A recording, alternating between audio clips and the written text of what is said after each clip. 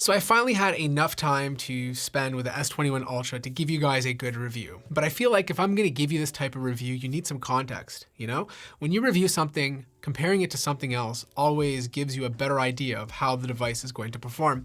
And I feel like if you're looking at the S21 Ultra, you're probably considering the iPhone 12 Pro Max. These are both expensive smartphones. These are probably the best phones you can buy today. And if you're throwing that kind of cash down, you wanna make sure you choose the right one. I will say this, from a design standpoint, I think they both look absolutely gorgeous. The iPhone has this boxy, big look. It looks very luxurious with its stainless steel edges. It feels very hefty in the hand. The S21 Ultra has more of a futuristic look. It reminds me of a cyborg, like they embedded the camera into the body, giving it an upgrade, you know? If you're holding these devices, the S21 Ultra is so much nicer in the hand.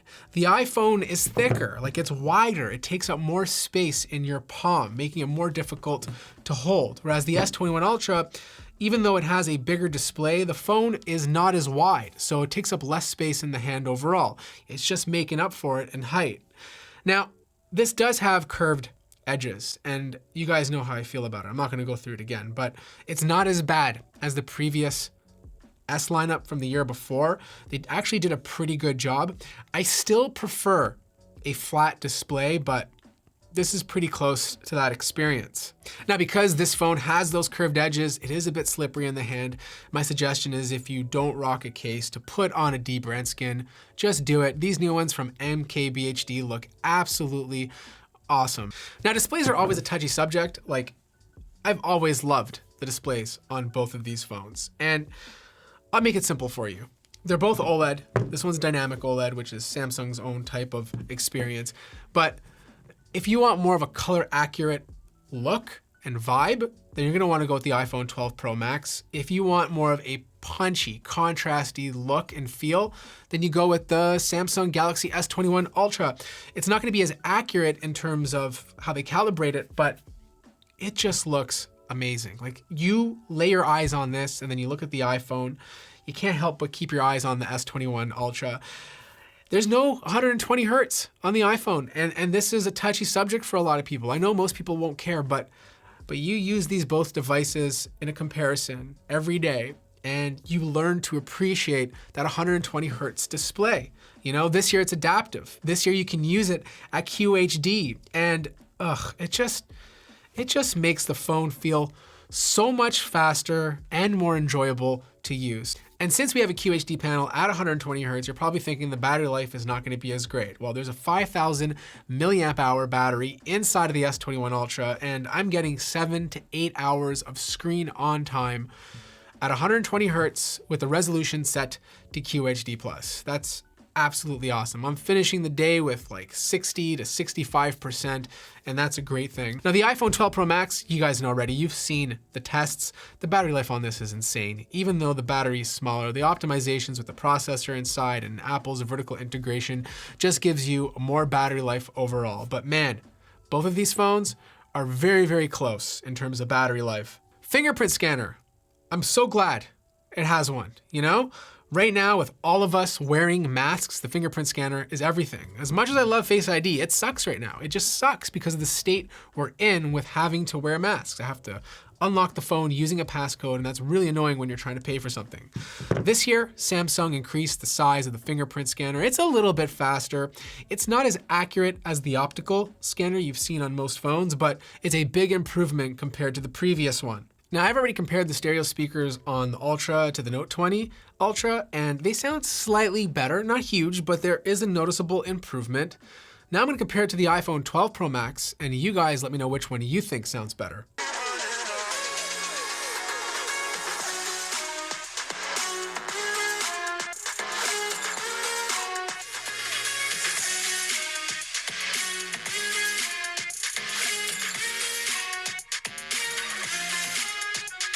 The one area I don't think Samsung is getting enough credit is the software experience. This One UI 3.0 update is absolutely awesome. Things are less cartoony. The notification system combined with Android 11 is a lot more intuitive. Bixby's still there, but it's just lurking in the background. It's not in your face bothering you. Like sit down for a second, okay? You might fall off your chair when I show you this, but when I swipe to the right, that's Google Now. I finally get the Google experience when I swipe to the right. I want this on all my Android phones. I don't have to use some sort of alternative that I don't like, and they brought it back. And to do this prior to this device, you had to install some sort of launcher, but that's no longer the case. Now we're led to believe the more money you spend on a smartphone, the better the camera is supposed to be. For example, this 12 Pro Max can zoom in 0.5 times more than all the other iPhones. It also has a bigger sensor that allows in more low light, which is supposed to be better for nighttime photography. The S21 Ultra, on the other hand, has a 108 megapixel camera, upping the megapixel count compared to the S21. It also has 4 lenses to work with: the wide lens, the ultra wide lens, a periscope lens that can zoom in up to 10 times, and a regular telephoto lens that can do 3 times. But here's the thing. I sat through all these photos and they look so good on both phones. It really comes down to what type of color science you prefer. Samsung has always been known to make photos look super contrasty, and they still are, but it's not as aggressive as they used to be. They toned it down a bit. I do find that Samsung devices tend to lean towards a cooler tone with a little bit of overexposure in some instances, whereas the iPhone has more of a balanced white exposure with yellow tones to give the photo more of a warmer look. Now, when it comes to nighttime photography, I think they both did an amazing job. Maybe with a slight edge to the Galaxy S21 Ultra. Again, it leans towards more to a cooler tone, where at nighttime, the iPhone is really letting those yellows in to give the night look a more warm experience.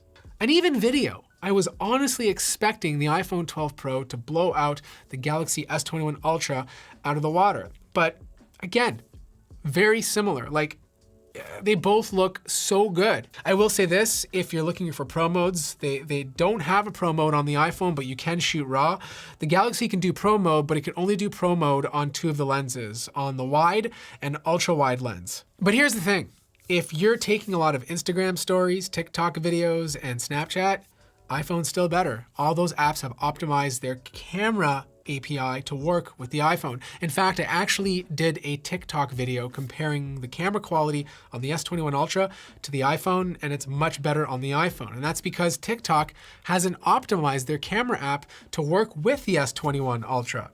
And as for performance, I don't think it really matters. You know, we're at the point now where these chips are just so fast. Snapdragon 888 feels insanely smooth considering they packed 16 gigabytes of RAM and a 512 gigabyte SSD in the most high-end S21 Ultra. Of course, if you get the 128 gigabyte or 256, you only get 12 gigabytes of RAM, but this is like overkill, you know? And even though Apple technically has the fastest A14 Bionic on paper, one phone does not feel faster than the other. There's literally nothing we're doing on our phones today to really push this hardware.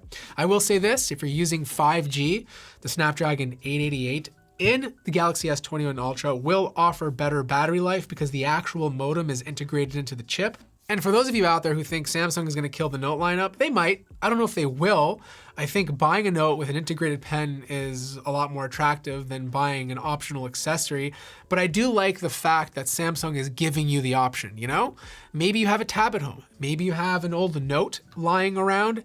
You can just use the S Pen with your Galaxy S21 Ultra. Like this pen I'm using right now is from the Note 20, and it works perfectly with this device. As for no more micro SD card expansion, no more headphones, and no more charger in the box, it was coming. You know, one day it was coming. And there's a lot of you who've been vocal in my comment section who don't like this, who feel like they're offering you less. And I get it. And I think the best thing you can do is vote elsewhere with your wallet. But to me personally, I've never found having a micro SD card to be a big deal. So here's the bottom line. I truly feel like this Galaxy S21 Ultra is the best Samsung device they've ever released. And I don't mean that as a year-over-year thing. I mean in general, you know? They just made it the way I'd like it, you know? No nonsense, no Bixby, beautiful cameras that actually work, no autofocusing issues, fast, good battery life, just an all-around great smartphone experience. The iPhone 12 Pro Max, same sort of idea. It's a great phone, but I really think it comes down to one thing specifically. Are you the type of individual that uses a Windows laptop and has other Android devices? Then you're probably going to want to buy the S21 Ultra. I think if you're an iPhone user, you know who you are. You're using an iPad, you're using a MacBook, and you appreciate the continuity you get being in that Apple ecosystem, being able to AirDrop, you know? That's something you can't get with Galaxy phones. But if you're looking at both of these devices as standalone phones, then it comes down to whatever you like more. Do you want years and years of updates paired with better resale value? Then you're going to buy the iPhone. Do you want as many features as packed as possible and a very good Android experience, and you're okay with upgrading your phone 3 years later? Then get the S21 Ultra. Overall, I am super impressed, and I think this new S21 Ultra is going to be my daily driver on Android for the foreseeable future. If you have any more questions about any of these smartphones, let me know in the comment section down below. Like the video if you liked it, subscribe if you haven't already, and I'll see you guys in the next video.